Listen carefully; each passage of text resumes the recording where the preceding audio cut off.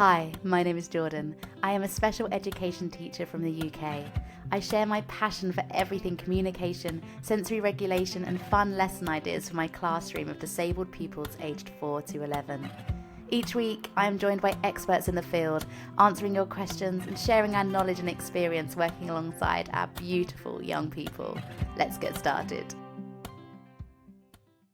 Hello everybody, my name is Jordan and I am a special education teacher teaching autistic and PMLD students aged 4 to 11, and now is the time, just pre-holiday, to talk all things transition and classroom setup, timetables, curriculum, planning, resources, where children sit and how I organise it. Let's get on to talking about classroom setups. So as my children are a range of ages and a range of abilities, learning styles, sizes, disabilities, a huge range. Age 4 to 11, I've got children with PMLD, so profound multiple disabilities. Some use chairs, some have cognitive learning disabilities, some have autism, some have Down syndrome, some have a mixture of a few different things. So when I'm thinking about my classroom, I need to make sure firstly that is everyone safe. That's my first thing. So more vulnerable children, away from children that like to grab wires or jump on them, for example, like that. I think that's the basic needs. Forget education and learning styles for a second. First thing has to be safety, doesn't it? And I've got the luxury of having a few different rooms as part of my classroom, so I can do that quite easily by rotating and separating them into those rooms. But if you don't have that, and I have had classrooms with much smaller class, which is just one room, I like to use dividers and furniture to separate the space, to make it much clearer where children should be at any one time, and then rotate around that, and makes it safer in a way to avoid any unnecessary incidents, I suppose. I also just think it's more aesthetically pleasing as well, rather than pushing all the furniture around to the edges and having a big space in the middle. I kind of push it all in the inside and make little group areas. Okay, well, we've got lots of questions. There's 150 of you on. That is crazy to me. I'm going to try not to look at these numbers. Will this be posted later? Great first question. Yes, I will save it to my grid later, and I'll also snip it into little sections for TikTok. Do you have a sensory corner with calming lights? So I actually have a sensory room. We're very lucky in my classroom. My classroom tour is actually on my grid on TikTok and Instagram. Right at the top, it's pinned. So if now or at the end of this live you want to check out my classroom, then head on over, and it's pinned to the top of my grid. But yes, I do have a sensory room with lights on. But even when I did have just one single classroom, I always had a sensory corner, or at least a sensory dark den. I mean, one of my classrooms was so small I couldn't even get a corner out of my classroom. So I had, at one point I had one of those like dark tents, just like a cube. And that worked really, really well until a child came in that liked to lay on the cube and broke it. So then we used a more like a metal kind of framed thing, and then put fleece blankets over and lights inside, and kind of made up our own one that they couldn't then lay on and break. But yeah, a sensory corner is fantastic. Just make sure that it's not overstimulating. Sometimes sensory rooms, I walk into them and their lights are on, the music's on, there's textures out, there's a whole range of toys all on view all at once, which looks beautiful, most people. However, if you're using that room to calm, having it actually quite understimulating could be quite good. So a white noise on and one light, or having just two toys out to choose from rather than the whole range, is a really good practice. So yeah, don't think you have to have it all whizzy and amazing and expensive. Actually, sometimes it's just a few soft cushions, a fleece blanket to snuggle in, and some Bluetooth speaker playing can be perfectly fine. It depends on what your children find regulating. As well as a sensory corner, we also have a sensory diet area, and this I find actually just as useful. If you haven't already heard me talk about it, I use the 3-step approach when regulating my children in a sensory way. So rather than just having a sensory calm down corner or just having movement breaks, I use a 3-step approach.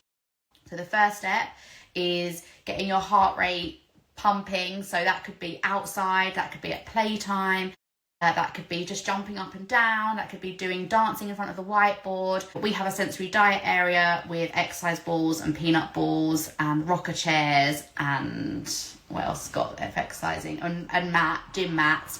So we can do jumping and running, get our heartbeat racing. Then number 2 is organising. So we're organising our bodies. It could be balancing. It could be fine motor activity. It could be sorting and organising by colour or in alphabetical order, or doing puzzles.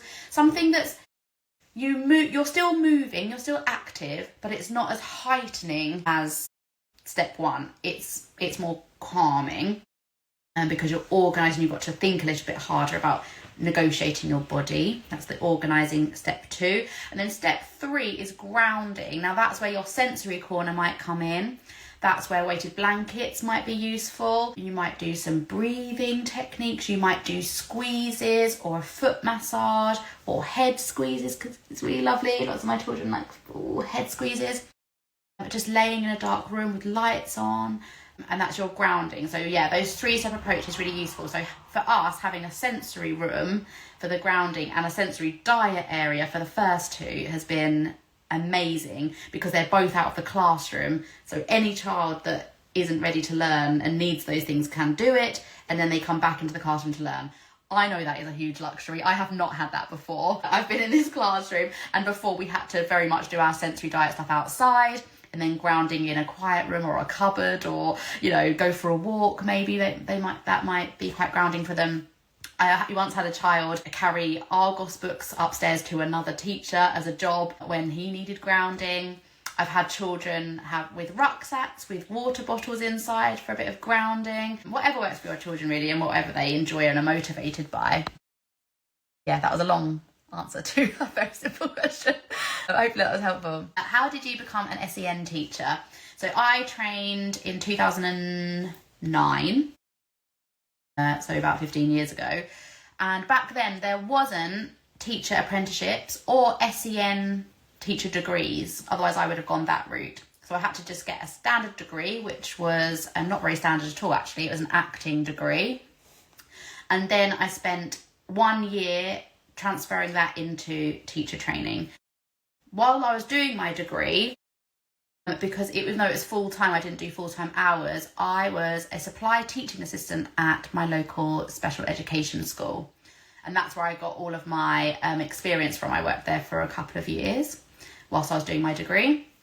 And then I did my teacher training year. And then that same school offered me a teaching job once I'd finished my degree. So I worked there for 10 years.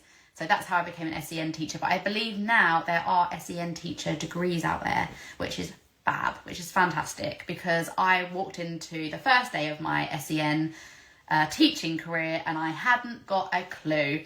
My teaching year spoke about phonics and spoke about how to teach maths and how to, do all these things, but nothing to do with the class that I had my first year. So my TAs very much dragged me through my first year. So I'm very pleased to see that there are now degrees that specialise in that subject so that you can get a head start really compared to what I did. Will this be appropriate for mainstream teachers? Yes, this chat is appropriate for mainstream teachers, hopefully. I think Autism Practice is good and supports all children, actually. And mainstream teachers are SEN teachers now. I mean, it's just the fact in the UK that I don't think there's one class in the UK that doesn't have SEN in it. I would be very surprised if that is the case. So all teachers are SEN teachers. Even if you don't feel like a specialist, you are an SEN teacher, even if you teach in mainstream. So I think this could be really handy, and hopefully there are bits that you can either use for your whole class, because Autism Practice is a good practice for all children, or you can use it for specific children in your class. Maybe you're an LSA or a teaching assistant and you can bring this forward to your class, or a teacher, and you can set it up for particular students in your class. We're setting up a new class in September. What would your first few days look like? Students are already in the school, but our first time together as a class. Yeah, I've got this in the DMs quite a lot. I'm just going to pin this comment. I've got this question in my DMs quite a lot. What do the first few days back look like? We've got 4 new students starting this year. Normally our students stay in our class for 7 years, but we've got 4 brand new ones this year. First of all, we're doing a phased transition. So not all children will be in on the same days as we start, because we want them to get to know us and us to know them. But we don't want their first few days to be anxiety provoking or stressful. We want to avoid that as much as possible, because we want their first few days to be building trust with us and having lots of fun, because kids that are having fun learn better. So we want them to know the systems and be having fun, getting to know us, trusting us getting to know them and what motivates them. And then we can hit the ground running on week 2 once everybody's in full time. So that's the first thing. Have a look at starting time, starting days. Do you want them to be doing full days? Do you want them to be doing part-time, just so that you can prepare resources and things like that? Before they come, we will also have asked parents what they love, what they are motivated by, what their favourite things are, and make sure that we have resources or visuals or stuff on the whiteboard that is loved by them and that will be motivating to them. So they want to join the areas and so that we have something to offer them that is of interest and they don't feel lost or unsure, basically. So that's before they've even stepped through the door. There's a lot of work that's gone through just to get to day 1. And then the first few days we try to get into transitioning areas quite quickly, depending on ability, I suppose is fair to say. So most of our class, we're trying to transition into areas quite quickly. However, what they're doing in the area, we know or think they'll probably enjoy. So it's really motivating, fun tasks that aren't very heavy on demand to them at all. Quite maybe lower than their ability, really fun and motivating, and meet their sensory needs. But what we are teaching them is the systems, how to match a symbol, how to check their schedule, how to leave an area, how to go to an area, where to sit, how to negotiate working in a small group. So if they were having to do that and actually learn at their academic level, I just think that would be really unfair on their first few days. They've already taken in so much different information. So don't try and worry about pushing them too hard or adding unnecessary demands or triggering them in any way. Just try and keep it really fun and motivating. If they want to leave, that's fine. Show them, we use a countdown, count them down, and then they can go and meet their needs and whatever as well. And then around that, we do a load of intensive interaction. I spoke loads last week and the week before about intensive interaction, so go back to those videos if you're not sure, because that helps us learn them and what motivates them, and us learning their language of play and their language of communication and how they do that. And it also tells them, we're here, we're ready to learn your language, we are really trying hard, we're not going to, put too much demand on you this week, So a mixture of the two, really, the first few weeks. But very quickly they learn that we're for them and that actually learning is really fun. And we go on like that, really. And we would have written their IEPs at least by the first, second week, I suppose. We'd have written their IEP targets, and then we'll start working on those things, getting other professionals involved, getting their opinions on what we should be doing, and step by step like that, really. But that's what the first few days look like.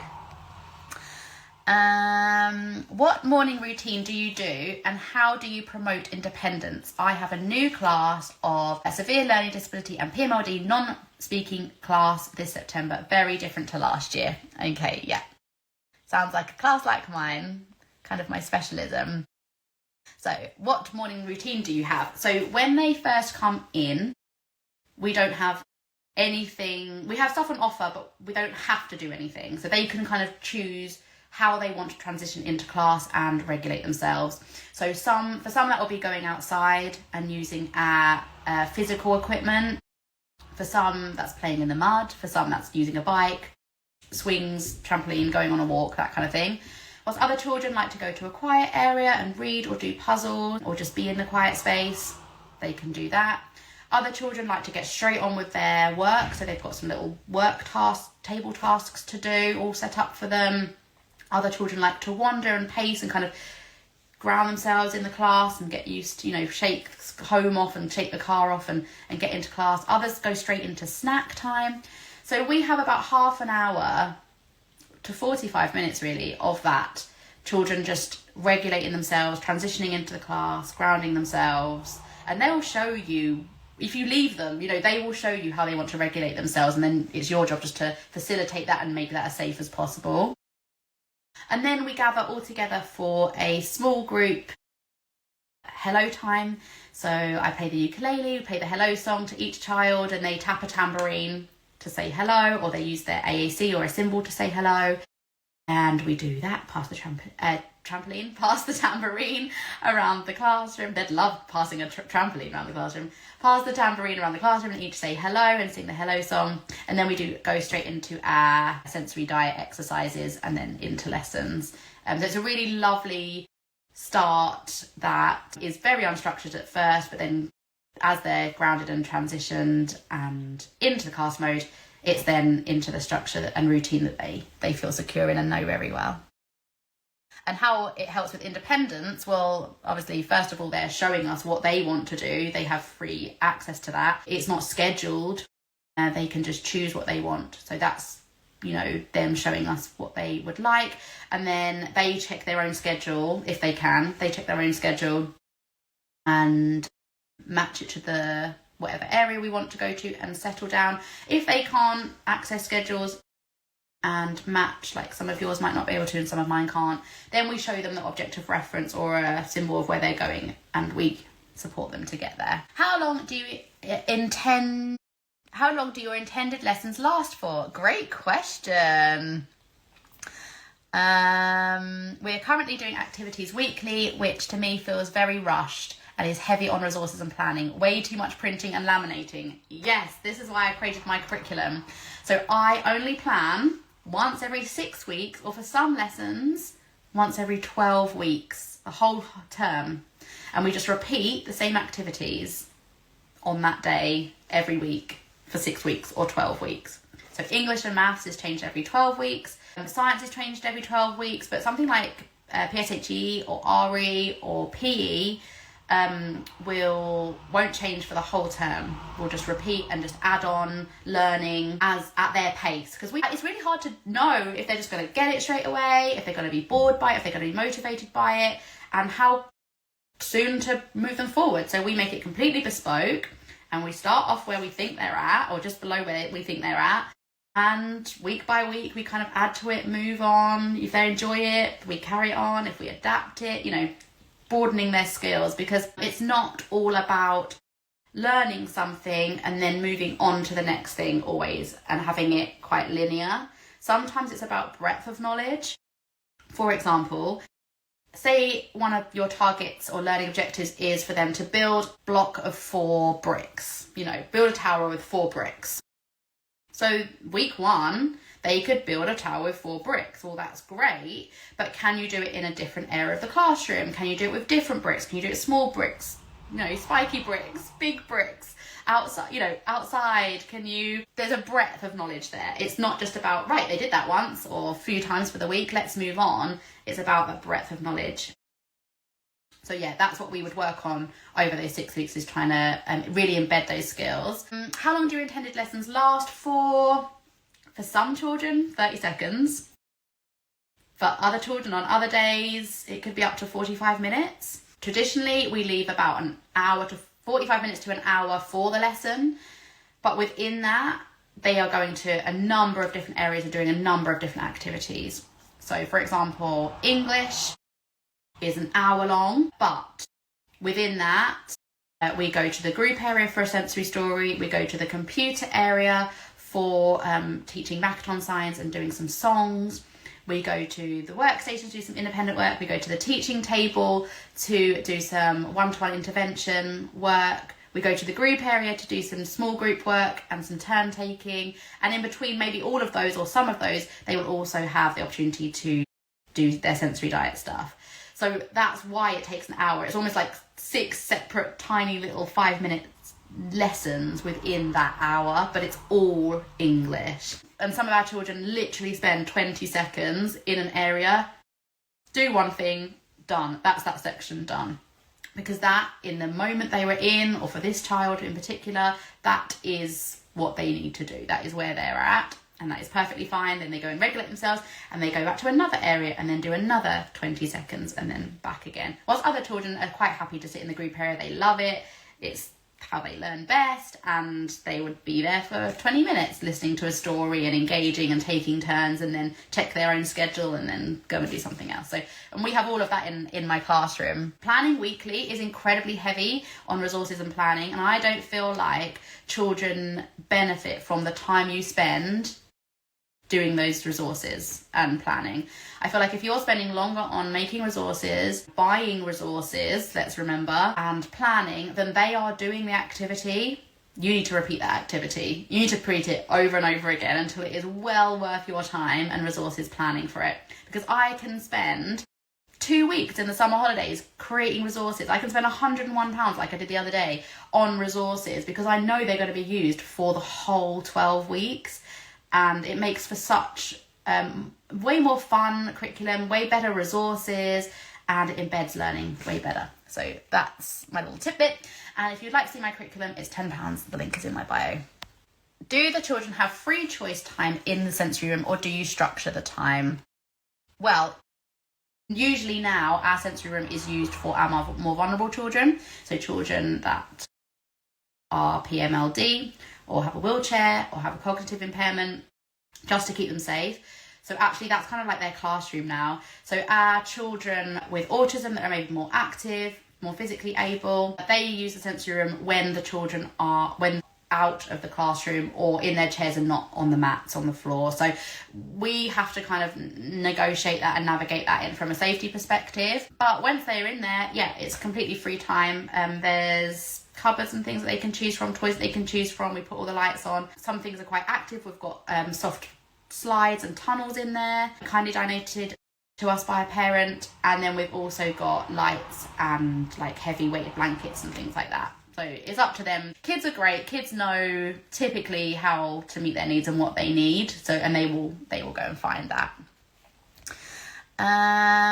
We're setting up an SEN classroom in September on a very limited budget. What would you prioritise? Great question. There are loads of things you can do for free. First of all, I've got loads of tyres from a car garage. They love giving them away because they have to pay to get rid of them, and you can stack them, you can push them over, you can roll them. They're really heavy. They are a great resource, and that's tyres. I would want you to have an exercise ball or a peanut ball, you know, one of those like blow up things that pregnant women have. They are fantastic. You can bounce on them, roll over them, be rolled on top of them. You know, that can be a 3-step approach just with an exercise ball, and lots of children benefit from that. I suppose the thing is that you want lots of children to benefit from the things that you're buying. A weighted blanket, just a weighted blanket, that is suitable for the size of all of your children. For safety reasons, weighted blankets have to be 10% of your body weight, so try and get one that's 10% of the smallest person's body weight, and then it would suit everybody. Vibrating massagers are great, but you can also get like an electric toothbrush that's great. You know, just that kind of vibration is really important. A really good laminator is really important for resources. And priorities. Yeah, I guess the priority is a sensory regulation, I think, because unless your children are regulated, they're not going to learn anything. So if you've got a limited budget, then I would prioritise sensory regulation and communication, I suppose, which is why I've said exercise stuff and a laminator, communication and sensory stuff. Yeah. Hello, any exciting lesson activity ideas for PMLD? My usuals involve attention autism, sensory stories and tack pack. That's my usual too. I do some massage stories. I've created some kind of tack pack style massage stories myself using music from Spotify, trying to link them to our topic. They're rather lovely. You can find those on my Google Drive. The curiosity approach is really nice as well. That's by the same people as attention autism, and there's lots of parts to it, but one of the sections I love in it is you have lots of lovely pretty pots and lots of lovely interesting little bits inside, and they seem to really like that. And then generally, like, their usual physio is a lesson and their communication targets are a lesson, so just in order to prioritise those. And then obviously hygiene needs and intensive interaction I would add to that, because that's free. No resources required, just an adult. So yeah, add intensive interaction to that, a bit of curiosity approach, and then their physio stuff, I would say. But it sounds like you're doing everything I would do. Any ideas for a small SEN classroom in a mainstream school? Yes, obviously the fact that it's in a mainstream school, my classroom is in a mainstream school as well, remember? So that doesn't really make too much of a difference. It's just about the needs of your children. A small SEN classroom, I would try and break it up into sections as much as you can, even if it's just 2 sections. It makes such a difference to the anxiety of your children and not taking in everything, especially if they've got autism. Because for autistic children, they take in everything all at once and they will see it all. So if you're sectioning it off into really quite calm and plain, like if it's separator boards or furniture and it's all quite plain and everything's closed off with either curtains or lidded or whatever, opaque boxes, then that will be much more calming and you will find they're regulated and more grounded than otherwise. Rather than making it like a free flow early years classroom where everything's out, like that can be really anxiety provoking for lots of autistic children. I'm gonna look more at the questions. My nursery has said my son no longer needs the sensory room, however he likes to make noise but to control the noise. Yeah, okay. He also does not like messy play, Play-Doh, shaving foam or creative play. It's a shame that he can no longer use the sensory room. I wonder if he could get just as much out from sitting outside if they've got a swing off or something. Often nature is its own sensory room. You've got the dappled light in the trees, you've got the wind, you've got the birds. It's actually an incredible sensory space. So maybe you could suggest, nurseries usually have an indoor-outdoor kind of situation. So hopefully he's getting lots of outdoor time. And that might also help his opposition to noise, sound and dirt and certain noises, because he might get used to those kind of things. But I don't like hearing that children can't use sensory rooms if they need it. Have you got a sensory diet plan? Sorry, I don't know exactly what that is. Yes, so it's called a sensory circuit and it is £1 on my website, or if you've got the Google Drive, it's already part of that, and it's the 3-step approach that I spoke about before. For £1 you get a poster with lots of ideas for all 3 approaches that are suitable for mainstream and SEN schools, home and school. So there's loads of ideas on there, and then it also comes with 5 pages of symbols so that your child can choose what they want to do next, or you can show them what they're going to do next, depending on how best they learn. Have you created your own alternative curriculum? How do you manage to equate that with the national curriculum? I'm in Wales, so we have a new curriculum for Wales. Yeah, so what I did is I took the national curriculum and I took the equals curriculum, which is a curriculum created for SEN. And I wanted to make sure that we had full coverage of all the subjects, all the learning objectives. So I spread that over 4 years because my children are with me for 7 years, and made sure that every year we were covering all the basics in maths, all the basics in science, all the basics in English every year. And then across all 4 subjects, we made sure we're covering everything in RE and other subjects like that, PSHE, that kind of thing. So yes, it is based on the national curriculum. There's also bits from the early years curriculum in there and equals curriculum. It's suitable from developmental age 0 to 6, no matter what age your children actually are. If they're working between newborn and 6 years old, then it will be suitable for them. It's incredibly sensory. It works very well for autistic children that like to have a completion of an activity or a task. It works very well for children that like to have physical activities rather than on paper. Yeah, you can either use it in the order that I suggest, or there's an editable button on there so you can edit it however you like, suitable for your children and your class. My short-term planning is slowly being added to it as well. If you go to year B, so the second year of the 4-year part of the curriculum, then you will see all my games, interactive games, short planning on there, stories on there, everything's on there because that's what I've just completed. And then as I work through it for the second time myself, I will be adding more and more to it. It's £10. It is a huge document.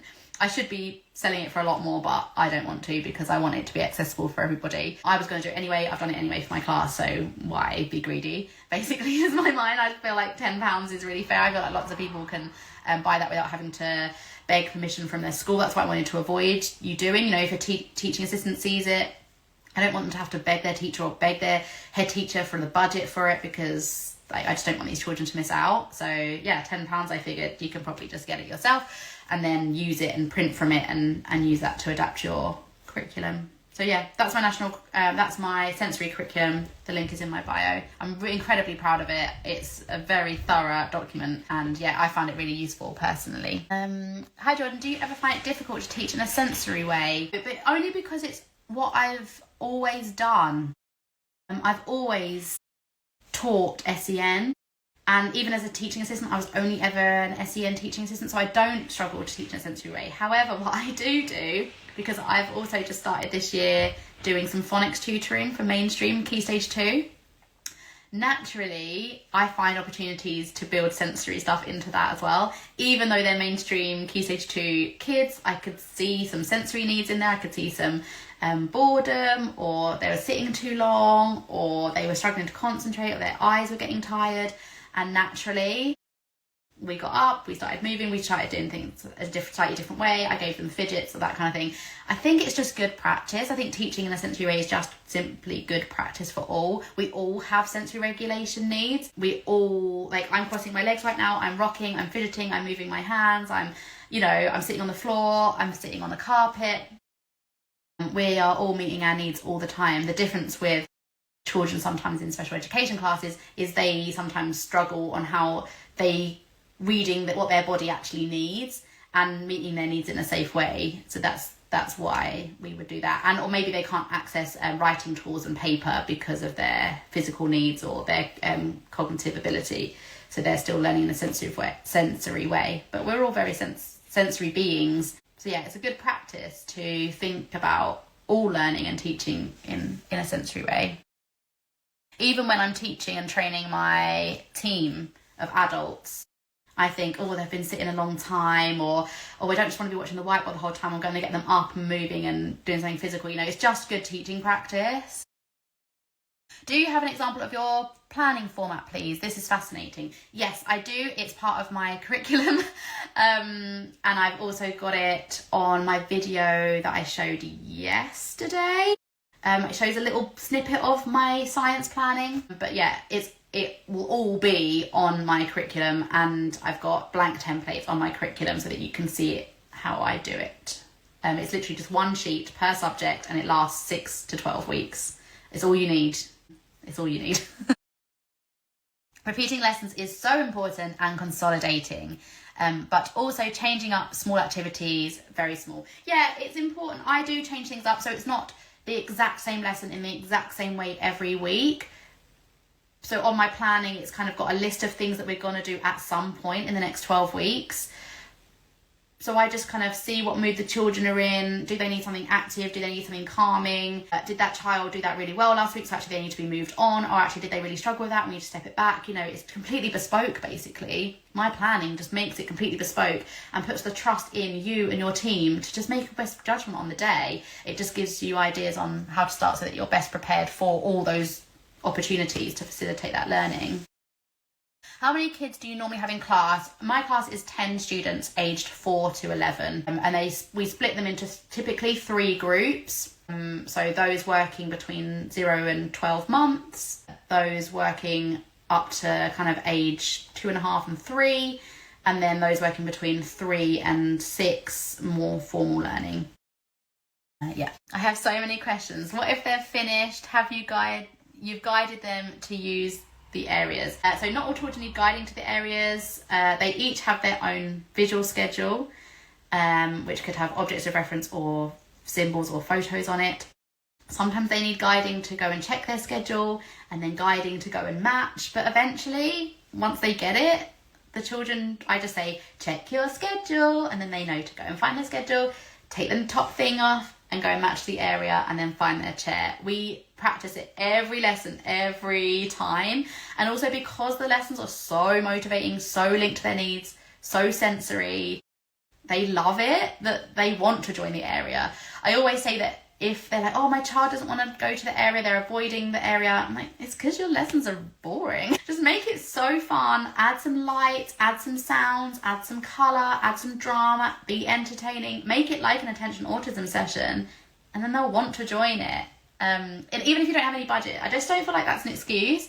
I feel like just a bit of creative thinking, you can make anything really fun. And because you're only planning once every 6 weeks or once every 12 weeks, you can afford to make it really, really fun, put loads of time and effort and resources and budget into these single lessons because you know you're going to repeat them and you're meeting your kids perfectly where they're at. Also, if you're doing the 3-step diet approach before and after every lesson, then they're going to be regulated and they're going to be focused and ready to learn. So they are going to do that. What if they're finished? So if they've finished their lesson after 30 seconds, then they go off and go and meet their needs. Even if you've got 2 or 3 children under you, like you're the adult and you've got 2 children, say, and one of them's finished and one of them hasn't, great. The other one could just go and meet their needs, you know, go and use a bike, go and on the swing, go and stim in the corner, like however it meets their needs. There's still adults around supervising them, it's perfectly fine. Then you can focus one-to-one on this child. Usually in that situation, we try and time it so that one of them's doing the independent work while one of them's doing the intervention with a teacher, and then we switch. So at least there's not too much waiting around. But yeah, the kids get used to it. They're really adaptable. And as long as they're being safe and they're supervised, there's no reason why they can't be meeting their needs. It's about embedding independence into our classroom. We don't like welcoming adults to children all times. That's not realistic. That's not real life. I trust my children to make good choices and safe choices, and we're there just in case they don't, I suppose. How do you plan the student support in the classroom with your assistant? Do you base the support ratio on the student's behaviour or skills? It's more about pairing students together that tolerate each other and work well together, if I'm honest. And the kind of similar size, similar learning style. So I list my adults, and I'm in rotation as well. So I list me and my adults, and then I think about what children I can pair together, what children can't be paired with anyone because of their needs, their medical needs, for example. And so they're the one-to-one children. And then what children can I pair together that will be safe if the adult isn't watching them all of the time? You know, what children can cope with some not supervision at some points in the day, or what children do I trust to make safer choices if they are in a small group rather than being one-to-one. And then after that I pair learning styles. So what children need lots of sensory diet breaks, they can do that together, or what children are using an AAC and learning at a similar kind of level on that.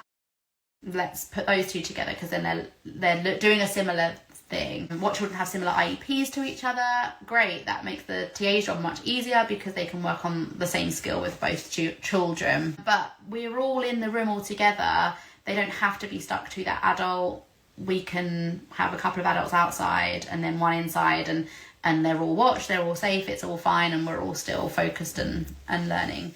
And don't think just because it's not a typical lesson that a child isn't learning. Sometimes my best learning moments happen in free time when the children are choosing what they want to do. What can I do home as a parent for homework? I don't send homework home, but what I do hope that they are just preparing their children for the school day, I suppose. I think the parents, it works very different, and I don't ever put any pressure on parents to use our communication methods, use our behaviour strategies, use our schedules, timetables, whatever, because homework works really differently.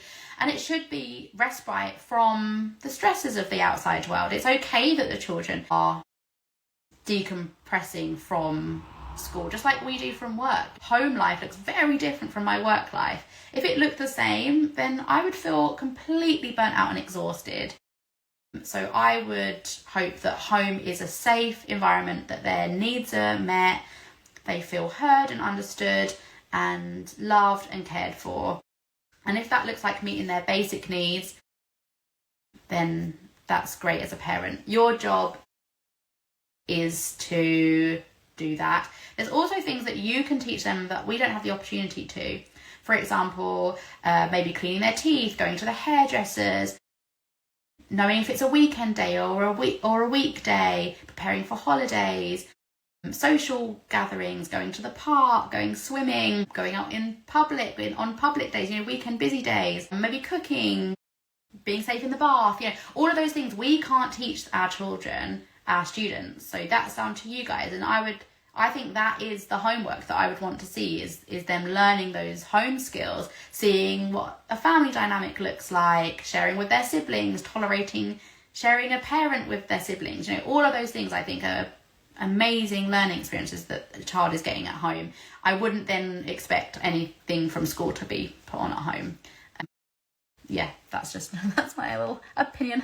I'll stop my TED talk on homework now. We're starting nurture group September in mainstream. How would you introduce these? I'm not part of a nurture group actually. I wonder if this is, I guess they're part of a mainstream school, and then when they need it, they go to the nurture group maybe. So it's like inclusion, like self-contained kind of thing. Or is it not when they need it, it's like timetabled in? Do you go into it? I wonder what this nurture group is for. Is it for social skills? Then I would do something like Lego therapy or parachute games, where it's really or attention autism, where it's really supportive, supporting the group work well together, but in a really structured way. Or is it nurture group where they kind of can decompress and regulate themselves and calming, and then it's probably more like a sensory room. So I'd have a think about what your focus is for this nurture group and think about activities around that would support you to reach that goal. Hi Jordan, where do you get your toys from? Typically I go through Amazon or just it's so easy, isn't it? I hate that I do, but I just do. It's here in a couple of days. I don't have the patience to wait. But I also love Facebook Marketplace.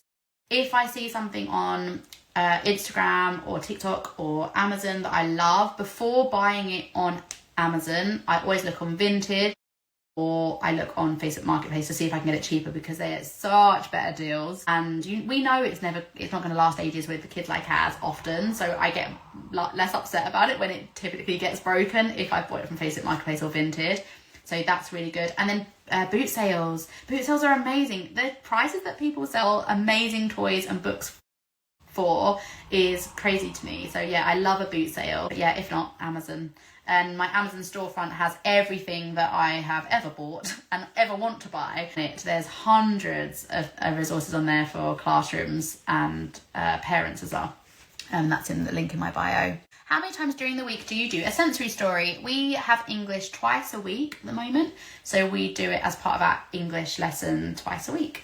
And then we also do a different sensory story for drama. So they do, sensory stories 3 times a week in total. But I don't think it would hurt if you did it every day. I used to do phonics as a sensory story every day. We used to do Jolly Phonics in my last school, and I had a sensory story for each sound. And I did the same story for that sound every day of the week, and then I changed to the different sound. I'm just creating a core word curriculum at the moment. So we're learning a different core word every week for every week of the school year, and their sensory stories linked to the core word that have the core word coming up again and again throughout the story, and I would want to read that every day. And so it just depends on what you want to do really, but I think sensory stories are really fab and really great, and it's a really accessible and structured way of offering your children sensory and structure and being in a group area and focusing on a lead adult in a very safe and accessible and easily resourced way, because once you've created your sensory story, you can just keep it in the bag and hang it up and it's always ready then. And often it's just made of stuff you've already got in your classroom. Okay, there's lots of teachers asking about teaching in a PMLD setting. So I will talk more on that. I don't talk enough about that. So I will talk more about that in future videos. Because lots of you are starting new roles in PMLD, and I'm very proud of what we do in our room. But typically, first off, it looks like basic care needs, maybe feeding, maybe peg feeding, toileting, making sure they're in and out of the chairs. Then it's physio. It's the most important thing. So like sometimes the school day just looks like meeting basic care needs and physio. And then that's perfectly fine. And then obviously added into that, we also do tack pack, intensive interaction, sensory massage stories, sensory stories, sometimes some mark making, or some like sensory room light kind of play. There's a songs called Tuned Into Learning, that's really lovely. And we've got a CD of it, so it's probably really old. But Tuned Into Learning, I think it's on YouTube as well. But search Tuned Into Learning, that's really lovely. We're just about to start Tassels, which is signing. So it's tactile signing, which is great for PMLD learners. Yeah, there's loads of beautiful things. There's one of my ex-colleagues is on Instagram and she's Sensory Shake Up, and she's got loads of ideas on her, so some beautiful PMLD stuff. And I've seen some other people in the comments talking about offering their plans as well, so that's awesome. Thank you so much for helping each other. We've got such a lovely community here. I'm so proud of our very generous community. With your workstations, do you repeat activities or have the same 3 all week? I don't have the same 3 all week because I want it to be really motivating and interesting to the children. So I typically choose, for those that don't know, workstations is their independent tasks. So they go to a separate table and they have 3 or 4 or 5 tasks that I know they can do independently. So typically I pitch them below what they're working at on their teaching tables, on the intervention tables, because I don't want them to be learning new skills here. The skill they are learning is being independent and completing a task independently. So just make sure for the workstations that they are tasks that you know they can do independently, like absolutely, to build confidence, self-esteem, all those kind of things. I do change these workstation tasks every day. They repeat them throughout the day. So they might do them 2 or 3 times in the day. But then we switch them up, because otherwise they're just going to become mind numbing, and it's a bit more like, work in a factory or prison. Like, we don't want to replicate prison in schools. We want to be very far away from that. So actually we want them to be motivating, we want them to be fun for them. If your children are particularly into colour sorting or organising or puzzles, then make it that. And then they're really motivated to do those independent tasks, and they feel really great about that they've done it by themselves with no adult help. It should be really rewarding and fulfilling for the children. And yeah, I change it up every day. My child is starting in a SEND school this year. My son's current school has been in a battle, and I'd love to know how you communicate with home and what it's like to know from parents and caregivers. Yeah, communication is really, really important for a SEND class. It's really important for any class, but it's really important for a non-speaking SEND class, because the child can't talk about their day. Not that lots of children do talk about their day, but they absolutely can't. They don't even have the option to if they wanted to. So it's really, really important. And also, lots of our children go to and from school in a taxi, so we don't even see the parents at the gate. So it's really important to have good communication with parents. This could look like emails or phone calls from myself to and from, but typically it looks like a homeschool book. We have a handwritten book that is sent to and from home and school every single day, and it says the basic things in there, like how much snack they ate, whether they've been to the toilet, how general mood, and any triggers, anything they found difficult, anything they found they really enjoyed that day, and anything like super amazing that we want to share with them. And then we need more wipes, we need more pads, we need more whatever. Can you bring sun cream in? Whatever. So that's a really useful thing. And then they say, they didn't sleep well last night, or I think they're getting a cold, or can you check this for me? It's just really important to have that daily record, really.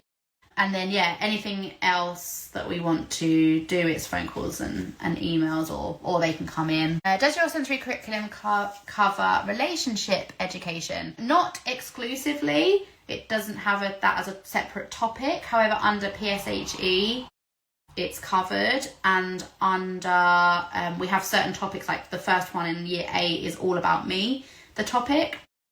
And we also have another one called communities and cultures. So RSHE will be covered within that at some point within the 4 years. But yeah, PSHE covers it, but just not discreetly, I would say. We've got 5 minutes left, guys. This has been such amazing. There have been such amazing questions. We're gonna have a chat like this again in 2 weeks. We're bringing someone else in to talk about. It's Mrs. Price's classroom, who I love, who's amazing at sharing all the symbols and resources and classroom ideas. So she's gonna come on, and we're gonna talk even more about setting up visuals and classroom setups and stuff, so you can ask all the questions that I haven't got to in 2 weeks' time as well. And if you're not subscribed, then you're missing out, because next week it will just be private for subscribers only. So every other week I share a public one like this, And then in between times, I share a private one to people that are subscribed to my Instagram channel. It's only £1 a month, and you get 10% off my website, and you get exclusive DMs to me, and you get priorities on comments like this, and you get exclusive content, you get behind the scenes, all sorts for £1 a month. So there's 150 of you signed up to that. So I'll do a special live next week all about that. And it's much more intimate. We have a really close chats and we get to really know each other. It's really nice. So if you want to do that, then that's on my main page underneath my bio text. Okay, I've got one question in my special speech bubble box. So well done to Sarah 1988 for using my speech bubble box. And her question is, do you visit schools for CPD training sessions? Would love for you to come to my school. I do offer it. If you search training then on my website, then it will come up and you can read more about it. Most of it's virtual because I'm in Cornwall and I don't live very near anybody. Sometimes in the holidays, I travel around and can visit. He was teaching 2 days a week this year. Next year, I'm teaching 4 days a week because I have a Key Stage 1, Key Stage 2 and Key Stage 3 classes to teach next year. So I will be even less able to train people face-to-face. But if you would like virtual training, then search training on my website. If you would like to use my training PowerPoints to educate yourself and share with your team, they are available on my website. I've got one for £5 on intensive interaction, which I'm very proud of. And I've also got one all about sensory regulation and creating a sensory profile for all the children in your class or children in your care at home or yourself. Let's face it, it's good to have a profile around your own sensory needs sometimes as well. And that is £10 on my website. And both of the links to those are in my bio. So you can do your own training and train your team using those PowerPoints as well. I'm fine with you doing that. That's absolutely great. Or you can search training on my website and it will come up and you can see everything I can share with you guys. Thank you so much. I love doing these and it gives me so many ideas, more ideas for videos. So yeah, thank you so much. I want you to focus on ready for September. And in a couple of weeks, we'll come back on and talk more of the same about organising your classroom, creating visuals, what's important, what you should focus on. But yeah, if you get anything from this live, I think don't feel like you need to do all of the resources and all the planning every week. Repeating is absolutely fine. If that's your takeaway from this live, then that's great. Yeah, have a good last few days. Have an amazing couple of weeks. And yeah, if you're subscribed, I'll see you next week. Bye.